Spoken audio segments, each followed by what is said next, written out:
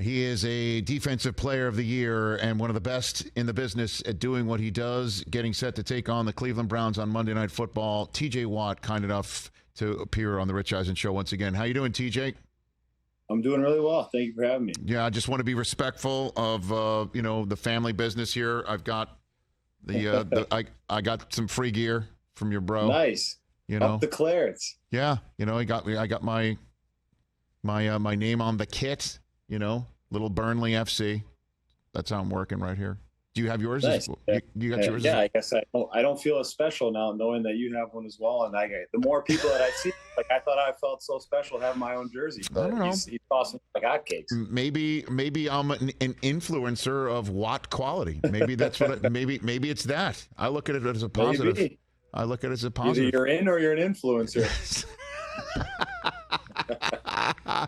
I like it. Okay. All right, let's just jump right into it. What's your sense of things jumping into this Monday night game, TJ? I'm excited. I really am. Obviously, things didn't go the way we wanted to in week one. It's always difficult coming off of a loss, especially the way that we lost this past week. But it's the NFL. You have to have a quick memory, whether you have a win or a loss. And I'm just excited to be able to do it again at home at Acrisure in front of Heinz Field Steel Nation. What's Tomlin like after a loss like that? He's very steady, man. And that's the cool thing about Coach T. That's the number one thing that I love about him is he's very transparent. He'll let you know what you did great, what you didn't do great. He's not going to sugarcoat anything, but he's also going to stay the course. He's not going to change up too much. And we just know that as players, we need to execute better. So he's not, if you will, more difficult to be around after something like that? No, I mean, at the end of the day, it's more of us just knowing that we didn't execute, and we know the coaches are always going to put us in the best positions to make plays, and we're the ones that have to make the plays, and that's what we weren't able to accomplish this past week. And I know on any given Sunday, these things happen, but to what do you attribute the way the team played on Sunday to start this season? Yeah, I mean, obviously they were a very good team, had a lot of playmakers offensively. That's all I can speak about is the defensive side of the ball. We just weren't able to make those splash plays, to be able to set the offense up, to be able to get off the field. A lot of extended drives. They had a high third down percentage, and we just weren't able to tackle as efficiently as we should have. And then this is no disrespect to San Francisco because they are a hard-hitting team. It's just Cleveland, well, this is the hard hat type of game for you. How do you approach the Browns, TJ Watt? Yeah, I mean, there's history between us. Obviously, it's a type of rivalry game. Nick Chubb's been there for quite some time. We know they like to run the football. Even if you're stopping it early in the game, they're going to continue to run the football. They have a lot of good playmakers on the edges as well, and it makes for a good matchup always.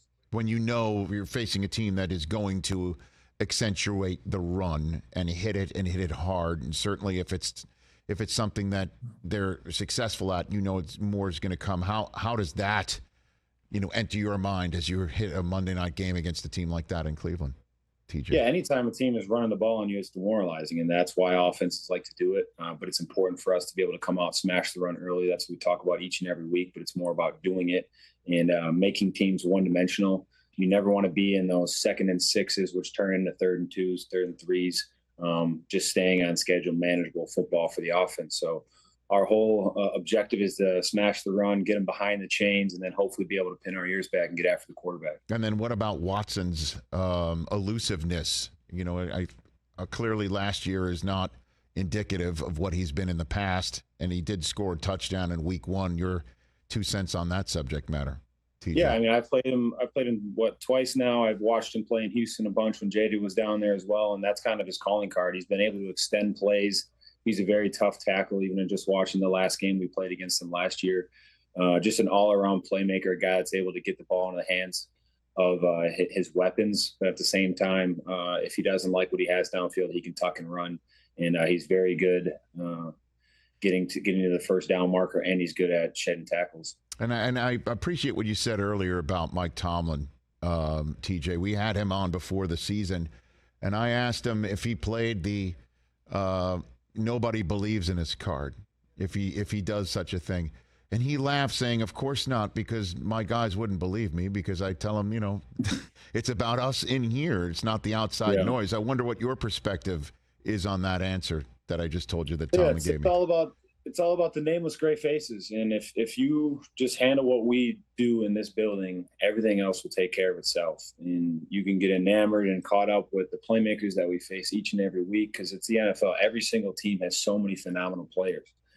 But at the end of the day, if you don't come out here and you don't punch the clock and you don't work your tail off every single day, you don't find ways to get that extra little advantage over your opponent, you're going to go out and you're going to get your butt kicked each and every week.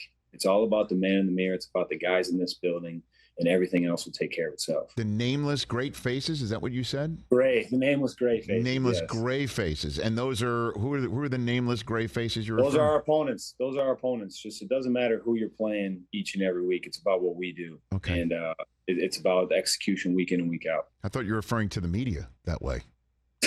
No, never the media. Okay. Never the media. Because, your brother's part of that media world now, TJ. He is, and that's kind of weird. It is a little weird. He'll call me, and sometimes I don't know if it's a media call or if it's just a check call. Do you ask your brother if you're on the record or off the record when he calls you now? Never. I think he understands what's on and off the record, but it has been fun to talk football with him in a different light. Okay, because I now view him for the first time in my life as a competitor. You know what I'm saying? There we go. Yeah, man. Like, he's now on my turf, right? Like, it's a different story. You respect that, right? I mean, I'd imagine. Yeah? 100%.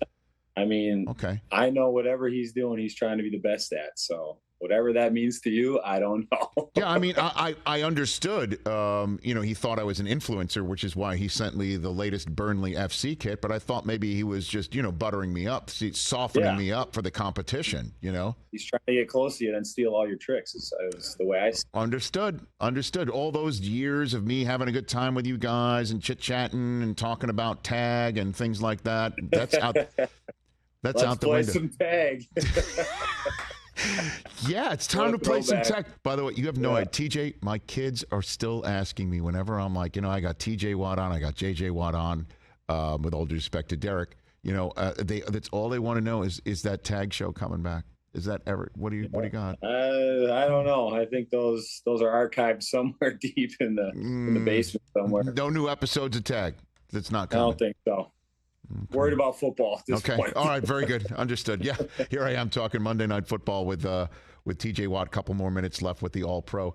Do you want to chime in on the subject matter of turf versus hard surface, artificial turf that's now being bandied about because of what happened to Aaron Rodgers? TJ, you have any 2 cents on that subject matter? I mean, I've always preferred grass. I mean, I don't have a huge issue with turf. I have noticed, especially when we go to some places where it seems like injuries are happening more on turf, but I don't have enough analytical data to make a decision. But me personally, I always prefer grass over turf. Just because it's just like a kid's game out there. You get muddy, you get dirt on you. There's just more give to it, and I just feel like I get into the ground more.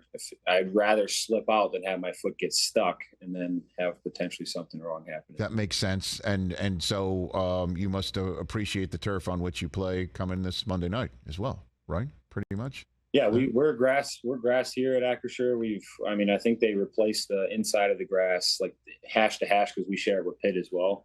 So it gets used often. So we replaced the inside of it a few times throughout the season, so we make sure it's in good shape. All right, TJ. So I'll ask you the question I asked Nick Chubb earlier last week. You're in the tunnel. Monday Night Football. Browns are in the house. This is a game you got to have because it's a division game at home. And what happened last Sunday? What's going through your mind right before kickoff on Monday Night Football, TJ? Not much. Really? Just being very focused. Honestly, you can. Like I talked about earlier with the nameless gray faces, you can get yourself so amped up. And I think that's what's so great about the week building up into a Monday Night Football. You get the extra day to kind of come to terms with it being a big game, being a night game with everybody tuned in watching. That's what's so special about Monday night is you have all your peers watching. There's no other games, even though I think there's one before us. But you're just so focused on what you're about to do. You're trying to visualize what plays you're going to be making. And things like that. And then once you run out the tunnel, you kind of black out and you're ready to go. What do you mean by come to terms with what do you mean by that? You come to terms with the game. What do you mean by that one, TJ? I mean, you just come to terms with all the work that you've put into what you're about to do. And if playing on Monday night is definitely a big time stage, and some guys can think differently about it. They can start to act different in the media, or they can just try to start talking loud about how it's going to be such a different game. But at the end of the day, we're all still playing football in between the white lines. So I think some guys just need a little longer to digest and to relax and to understand that it's just a football game. Okay. Thanks for the time, TJ. And when you speak to JJ on the record, this is an on-the-record comment. This is an on-the-record comment. Tell him that feeling he has at 9 a.m. Eastern time before going on CBS is me on the West Coast coming out of the smoke. All right? Will you tell him that? I got you. Can you get a direct quote? I'll send him a warning shot. That's it's in good friendly competition. It's on it's just but out of this it's me coming out of the smoke. That's what I'd like you to communicate to him. All right. Okay. I can do that for you. Okay, very good. I know you got stuff going on yourself in your own personal life. Just a little bit. That's Have a good one Monday night, TJ. Great chatting with you as always, and you be well. Thank you. Take care. The great TJ Watt of the Pittsburgh Steelers in advance of Monday Night Football against the Browns right here on The Rich Eisen Show. Catch The Rich Eisen Show every single day on the Roku channel, 12 to 3 Eastern for free.